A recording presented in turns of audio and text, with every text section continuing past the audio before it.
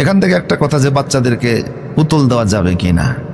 Islamic স্কলারদের দুইটা মত আছে। কেউ বলেছেন যে এই জাতীয় পুতুল যদি বাচ্চারা খেলাধুলার জন্য ব্যবহার করাটা জায়েজ, আরেকদল ইসলামিক স্কলার বলছেন যে এটা ঠিক হবে না।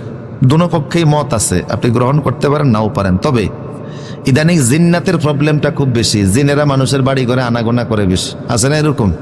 জায়গায় জায়গায় দেখা যায় যে লোকেরা বলে যে হুজুর আমার বাড়িতে মনে হয় জিন আছে, বাচ্চারা ঘুমের ভিতরে কেঁদে উঠে, চিৎকার করে উঠে। তো জিনেরা ঘরের ভিতরে ঢুকে যত জিনিসে আশ্রয় নেয় তার মধ্যে একটা হলো ফুতুল।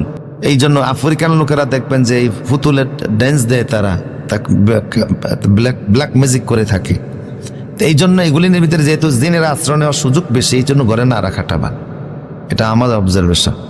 তো যাই হোক, তা সাহাবা কেরাম বলতেন যে আমরা এই দিনটাকে এতটা গুরুত্বপূর্ণ মনে করতাম যে বাচ্চাদেরকে রোজা রাখাইতাম, কিন্তু রমজান আসার পর এটা নকল হয়ে গেছে, ওইটা আগের মতো সেই গুরুত্ব বহন করে না। কিন্তু হাদিস আছে, কেউ যদি এই একটা দিন মুহররম মাসের 10 তারিখ রোজা রাখে, পিছনের 1 বছরের সব গুনাহ আল্লাহ মাফ করে দিবেন।